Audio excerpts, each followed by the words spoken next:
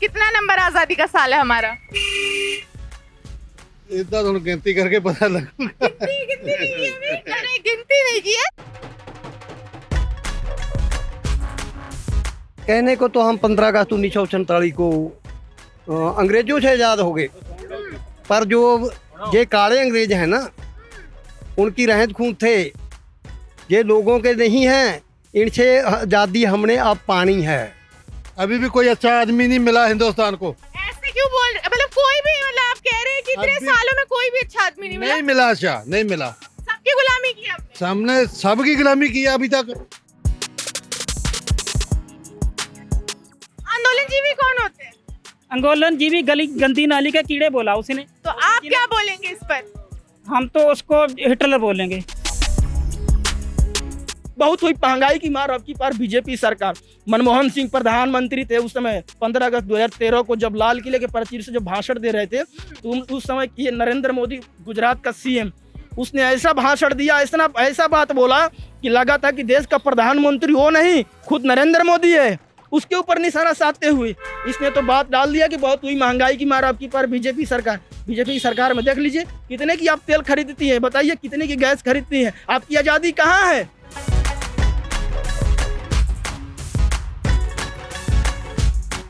और इसी आंदोलन में मैं आजादी को लेकर कुछ सवाल करने वाली हूँ।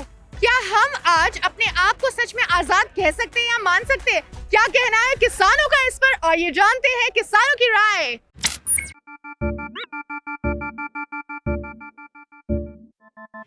चाय नहीं पियेंगे, गर्मी हो रही है।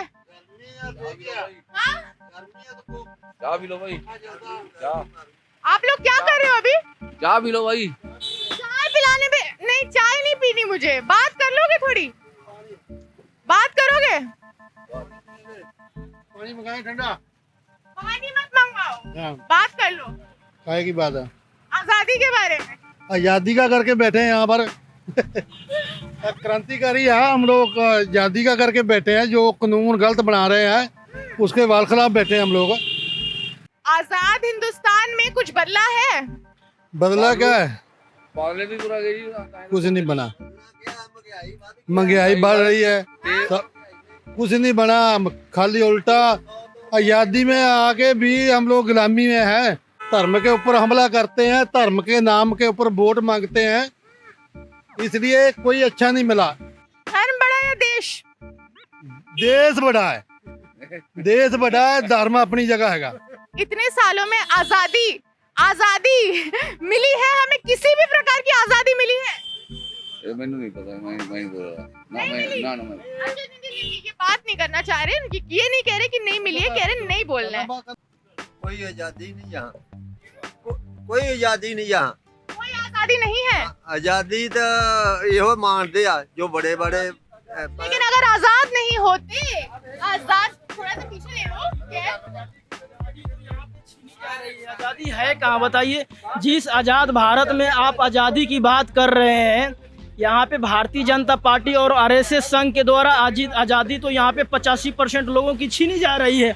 महात्मा गांधी यदि चाहता तो भगत सिंह की फांसी को रुकवा सकता था, लेकिन उस समय का जो जज था वहाँ का हाई कोर्ट का, वो कौन था? कश्मीरी ब्राह्मण था। उसने, महात्मा गांधी ने भगत सिंह की फांसी को नहीं रुकवाया, इसकी षड्यंत्र थी। किस देश की बात कर रहे हैं आप बताइए? बेटी बचाओ बेटी पढ़ाओ, बताइए कितनी बेटियां सुरक्षित है, महिलाएं कितनी सुरक्षित है? ये सारे के सारे 200 से ऐसे इसकी एमपी एमएलए हैं जो रेपिस्ट भरे हुए हैं, उसके ऊपर आईपीसी सीआरपीसी के सेक्शन लगे हुए हैं। जिस संसद के अंदर गुंडे बैठते हो, आप उससे 21वीं सदी की बात कर रहे हैं। वो प्रधानमंत्री चाइना, अमेरिका, जापान का सपना देख रहा है। अरे भाइयों बहनों, उसको लगता है फरका होने लगता है, मिर्गी होने लगता है। ये आज़ादी, महिलाओं की आज़ादी, यहाँ किसानों की आज़ादी, सारी आप ये बताओ कि देश के अंदर मुसलमानों से नफरत है, सिखों से नफरत है, ओबीसी एससी एसटी माइनॉरिटी से नफरत है, तो ये देश के अंदर है कौन?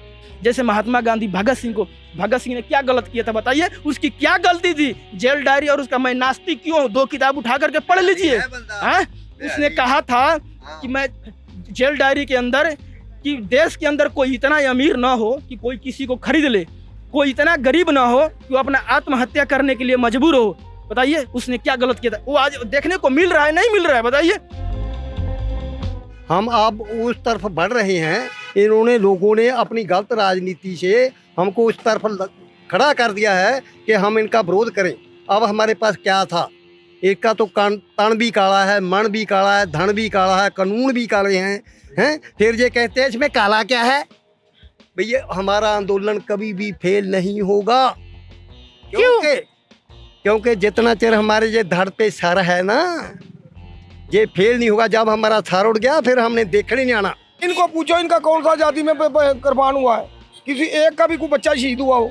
अब ये कहते हैं हम 56 इंच की छाती, और मरते तो हमारे बच्चे हैं। 56 इंच की छाती तो उनकी है, वो हमारे है। ये तो यहाँ पैसा लेकर जेब में डाला, 56 इंच की छाती है, ऐसे कर देंगे। करके तो दिखाओ, एक बारी वहाँ आगे तो जाओ। हाँ वहाँ तो जाओ। लेकिन आप क्या मुझे ये बता रहे थे कि क्या सिमिलैरिटी क्या है, आप कह रहे हैं ब्रिटिश सरकार और इसमें अंग्रेजों में सिमिलैरिटी क्या है? वो हमारे पर राज करते थे ना, और चलो हमारे को इतना दुख नहीं दे रहे थे जितना ये दे रहे हैं। उन्होंने लोगों ने उस टाइम कहा था भाई तुम्हारे को ये गोरे अंग्रेजों से आज़ादी मिल जाएगी, ये काले अंग्रेज तुमको बड़ा दुखी करें।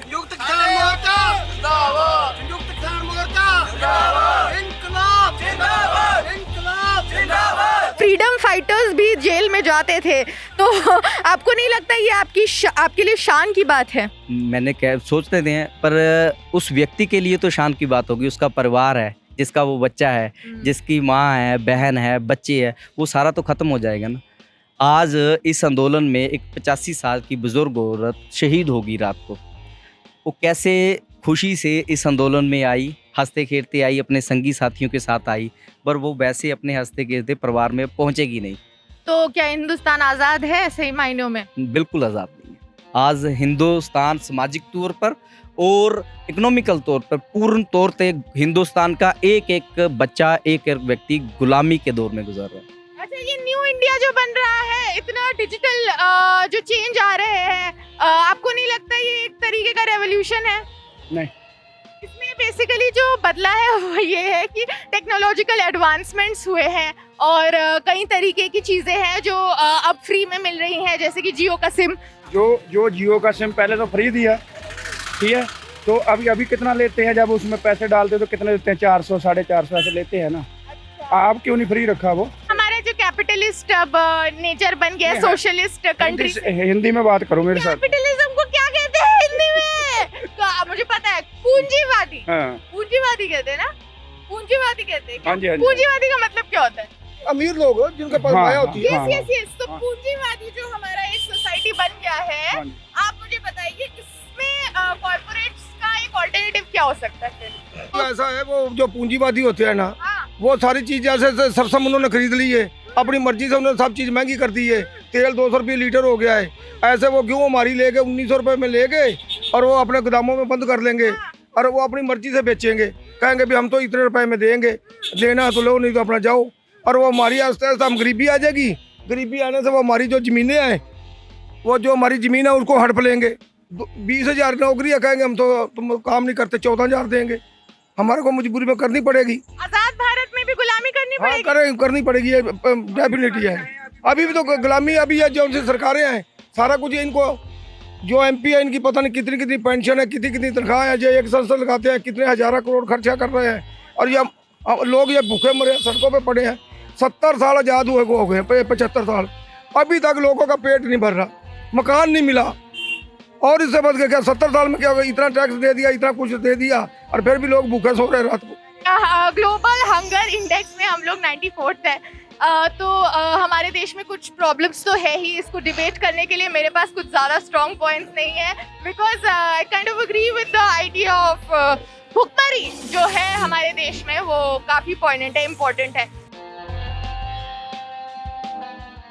आज़ादी को जो सबसे बड़े दुश्मन है, वैसे तो काम में से कोई भी नहीं, कोई भी पार्टी काम नहीं, किसी ने क्या दिया है हमको। इस मुद्दे की मैं मुद्दे से हाँ, बात मुद्दे जो आम लोगों के हैं, जैसे सबसे बड़ा जो रहेगा महंगाई का मुद्दा है, जाति धर्म का मुद्दा है, किसानों का मुद्दा है, पढ़ाई का मुद्दा है, नौकरी का मुद्दा है। जे हमको कंगाल बनाना चाहते हैं, जे हमारी ज़मीर मारना चाहते हैं, ये हमको सब्सिडी क्यों देते हैं, ये 2 रुपये किलो अनाज क्यों देते हैं, ये हमारा जीवन पत्र ऊपर उठाएं, ये हमें नौकरियां दें, हम बिजली का बिल भी भरेंगे, सब कुछ करेंगे। ये पर छोटी झूठी राजनीति के लिए हमें 2-2 हज़ार रुपया किसानों के खाते में डाल दो।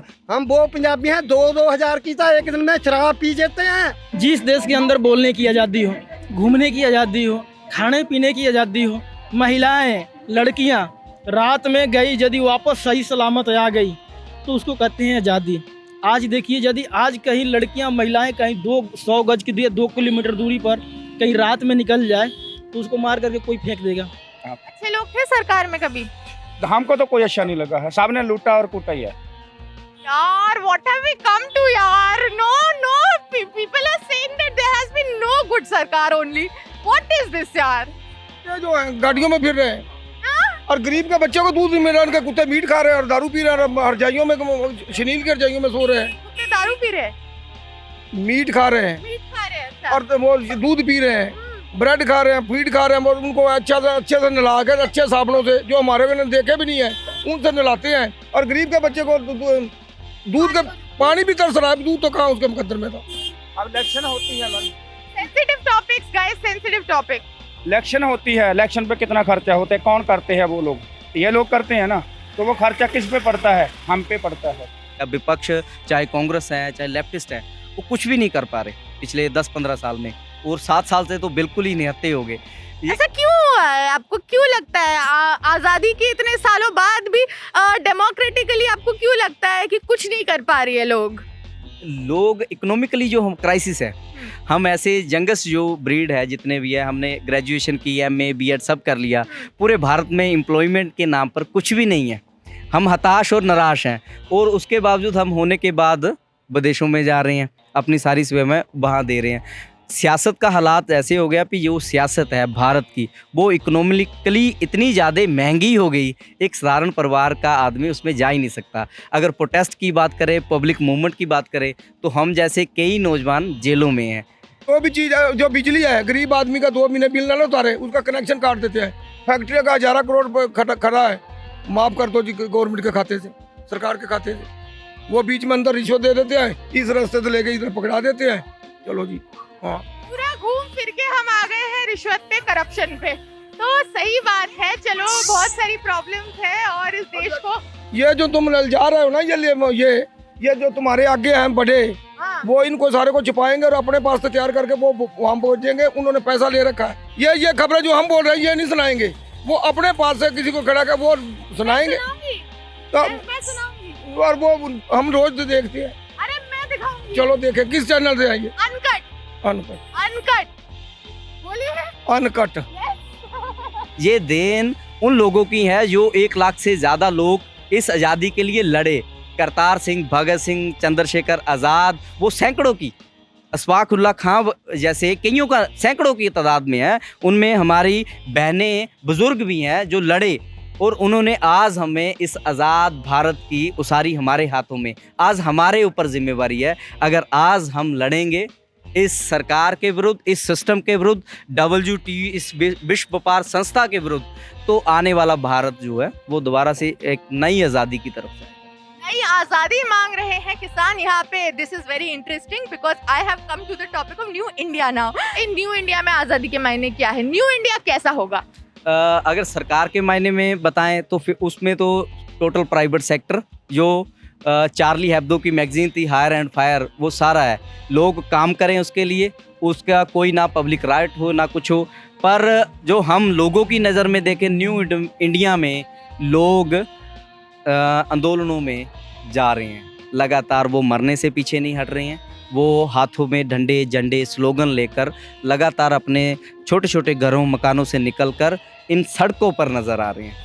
ओके, बहुत गुस्सा है, बहुत आक्रोश है लोगों को और यहाँ पे आंदोलन कर रहे किसानों को लगता है कि देश शायद बहुत सारे मुद्दों से आज़ाद नहीं है और सरकार से नाखुश है और अपनी मांगों के साथ साथ बहुत बड़ी बड़ी बातें भी कर रहा है। तो आज़ादी के मायने तो इन लोगों के लिए काफ़ी चेंज हुए, काफ़ी हद तक चेंज हुए। फिलहाल आंदोलन अब एक नया मोड़ ले रहा है और आज़ादी के बारे में अगर हम बात करें तो आई थिंक आज़ाद हिंदुस्तान का सबसे लंबा, जैसे कि मैंने बोला, आंदोलन है ये और इसी वजह से आई थिंक इनको आज़ादी से प्रोटेस्ट भी करने को मिल रहा है और अभी इस वक्त मॉनसून सेशंस के साथ पार्लियामेंट में जो हो रहा है, उसके साथ ही साथ पीपल्स पार्लियामेंट भी चल रहा है। आई थिंक डेमोक्रेसी का ये एक बहुत बड़ा एग्जाम्पल है। बाकी 15th August is our Independence Day, 75th Independence Day and I think it's very important to understand the democratic powers.